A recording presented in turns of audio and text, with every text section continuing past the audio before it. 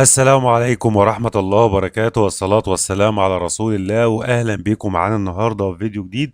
النهاردة معانا أقوى أداة لمعالجات كوالكوم وأحدث إصدار ودعم أحدث معالجات كوالكوم. يلا بينا على طول نتعرف على الأداة، ويا ريت قبل ما نبدأ الشرح تشتركوا معانا في القناة وتفعلوا زر الإشعارات علشان يوصلكوا أي حاجة جديدة بنعملها على القناة. يلا بينا. اهلا بيكم معانا النهارده مره تانية، والنهارده معانا اقوى اداه لمعالجات كوالكوم داعمه زي ما حضراتكم شايفين كده اوبو وريلمي وفيفو واجهزه شاومي وطبعا اجهزه سامسونج. طبعا الاداه داعمه عمليات كتير جدا جدا جدا. اداه بسيطه، حجمها مش صغير. تعالوا نشوف مع بعض حجم الاداه كده. حجم الاداه 279 ميجا، لكن الاداه مميزه جدا جدا وداعمه معالجات كتير جدا. طب تعالوا مع بعض كده نشوف القائمة الرئيسية والأجهزة المدعومة. يعني لو دخلنا على أجهزة أوبو كده هنلاقي أول حاجة أوبو A33، ولازم نركز هنا بين القوسين نتأكد من الموديل اللي موجود على ظهر الجهاز علشان نتأكد إن هو ده الموديل اللي احنا هنشتغل عليه.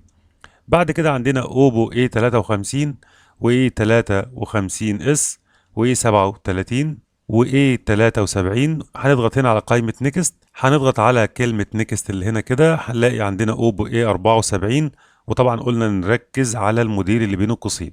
عندنا أوبو A76 و95 و F17 وهنا F19 وطبعا F21 برو ورينو 4 ورينو 4 اولد اللي هو القديم ورينو 4 برو ورينو 5 ورينو 6.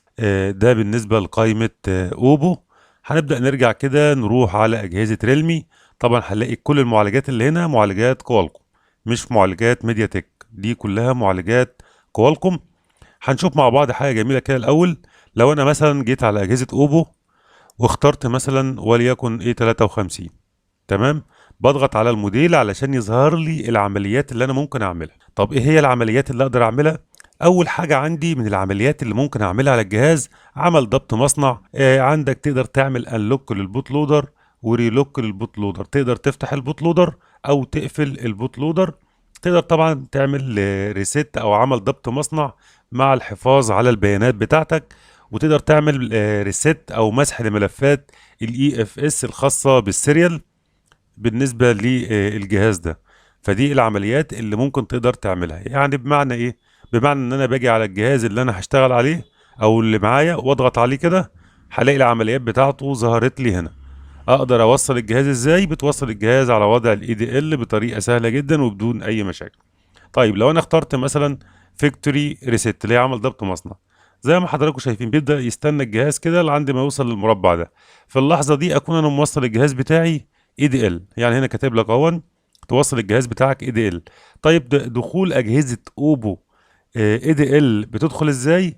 بطريقتين. يا اما تدخل على الريكفري وتلاقي فيرجن زي اللي في الصورة اللي ظاهرة قدام حضرتك دلوقتي، بتختار الكلمة اللي تحت خالص وتضغط عليها مرتين بيدخل اي دي ال، يا اما تضغط على زرارين رفع الصوت وخافض الصوت والجهاز مقفول وتوصل كابل اليو اس بي. ده بالنسبه لاجهزه اوبو والفكره العمليات كلها. يعني اي عمليه هتلاقيها بنفس الطريقه، تخش على الموديل وبعد كده تلاقي العمليات الخاصه بالموديل اللي انت اخترته. بعد كده اجهزه ريلمي، طبعا هتلاقي كل المعالجات هنا زي ما اتفقنا انها كوالكوم، الاداه خاصه بكوالكوم، مفيش ميديا تك. دي الاجهزه او الاجهزه الحديثه قوي من كوالكوم المدعومه الجديد. يعني الاجهزه المدعومه زي مثلا ريلمي 6 برو وريلمي 7 برو وريلمي 7 اي وريلمي 8 برو، وهنا برضو ريلمي 9 وريلمي سي 17 وسي 15 زي ما حضراتكم شايفين بالظبط. دعمة أجهزة جديدة جدا ومعالجات جديدة وصعب تلاقوها في أي حاجة تانية. وخلال فترة قريبة جدا هيتم إضافة كل الأجهزة دي في الدونجلات والبوكسات زي ما حضراتكم شايفين بالظبط. طيب بعد كده بنروح لأجهزة شاومي. وبالنسبة لأجهزة شاومي هنلاقي أجهزة كتير جدا. يعني عندنا هنا 6 برو، 8 اس اي، وعندنا 8 اي اي، وعندنا 8، وهنا القائمة التانية نعمل نيكست هنلاقي اي 2 وشاومي ماكس 2. هنلاقي موديلات كتير جدا، مش عايز اطول عليكم في الموديلات بتاعة الأجهزة. يعني مثلا لو دخلنا على الموديل ده علشان نشوف العمليات اللي موجودة، طبعا كل العمليات واحدة زي ما حضراتكم شايفين. عمل ضبط مصنع، إزالة حساب شاومي، عمل اللوك للبوت لودر وريلوك للبوت لودر، قفل وفتح البوت لودر، وطبعا ملفات الشبكة وعمل ضبط مصنع آمن للأجهزة. ده بالنسبة للأجهزة كلها. تمام. بعد كده طبعا لأجهزة فيفو هتلاقي برضو أجهزة حديثة جدا جدا حاملة معالج كوالكوم، ونركز في الجزء ده جدا. بعد كده معانا أجهزة سامسونج، وأجهزة سامسونج طبعا هتلاقي فيها موديلات حاملة لمعالج كوالكوم مدعومة في الأداء، وأجهزة حديثة جدا. طبعا القائمة زي ما حضراتكم شايفين فيها حوالي 7 8 أجهزة بالنسبة لأجهزة سامسونج الحاملة لمعالج كوالكوم. وطبعا عرفنا طريقة الدخول، تدخل الجهاز وضع الاي دي ال. وطبعا بالنسبة لأجهزة شاومي وبالنسبة لأجهزة فيفو وأجهزة سامسونج لازم تفك الجهاز وتلمس النقطتين علشان تدخل الجهاز وضع الاي دي ال. طب اجيب وضع الاي دي ال منين؟ بتدخل على جوجل، بتكتب الموديل الخاص بالجهاز بتاعك وتكتب بعديه تيست بوينت او اي دي ال، هيجيب لك صورة تعمل زيها بالظبط. هنرجع للقائمة الرئيسية كده مع بعض تاني ونبدأ نشوف هنا بقى.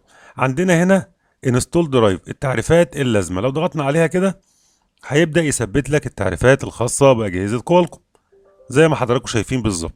طبعا انا مثبتها قبل كده فملوش لازمه ان انا اثبتها تاني، لكن لو حضرتك ما نزلتهاش نزلها تاني. فاست بوت اي دي ال دي قائمه جميله جدا. القائمه دي عباره عن ايه؟ انها بتحول لك اجهزه شاومي واجهزه فيفو من فاست بوت الى وضع الاي دي ال بطريقه سهله وبضغطه واحده. كل الموضوع بتختار نوعيه الاجهزه سواء شاومي وتضغط انتر، وبعدها اول ما اقول لك ويتنج فور ديفايس كل اللي بتعمله هنا بتدخل الجهاز فاست بوت او توصله فاست بوت، بيحوله لك الى اي دي ال. وده هيحل مشكله انك ما تفكش ظهر الجهاز، وعلشان تقدر تعمل فورمات او ازاله حساب شاومي بطريقه سهله جدا. يعني بضغطه واحده هتقدر تحوله من فاست بوت الى اي دي ال وبطريقه سهله جدا. فالدخول اصبح سهل جدا لوضع الاي دي ال بالنسبه لاجهزه شاومي واجهزه فيفو.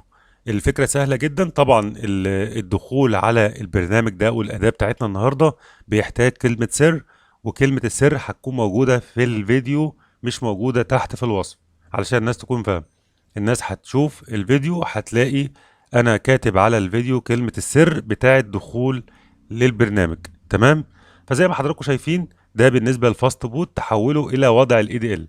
هنا التعريفات، وهنا لو انت عايز تختار لودر خارجي علشان تقدر تعمل بيه العمليات تقدر تدخل كده وتبدأ تختار الموديل بتاعك، وبعد كده تختار لودر خارجي تقدر تقوم بيه زي فورمات عمل جميع العمليات اللي تخطر على بالك. وهنا برضه تقدر تختار عمل اللودر بطريقة سهلة جدا. فالأداة قوية جدا جدا بالنسبة لمعالجات كوالكوم. الأداة دعم الأجهزة مش مدعومة ببوكسات ودونجلات، الأداة مجانية وأداة قوية جدا جدا بالنسبة لمعالجات كوالكوم وبالنسبة لأجهزة أوبو وريلمي وشاومي. زي ما قلنا قبل كده ان الاداة عشان تفتح معاك بتحتاج كلمة سر، وكلمة السر هتكون موجودة في الفيديو مش هسيبها في الوصف. وبكده النهاردة يكون قدرنا نشرح لكم الاداة على السريع، ويا رب يكون استفدتوا من الشرح بتاعنا النهاردة. وبكده النهاردة يكون الفيديو بتاعنا انتهى، ويا ريت ما تنسوش تدعمونا بالاشتراك في القناة وتفعيل زر الاشعارات علشان يوصلكم اي حاجة جديدة بنعملها على القناة. والسلام عليكم ورحمة الله وبركاته.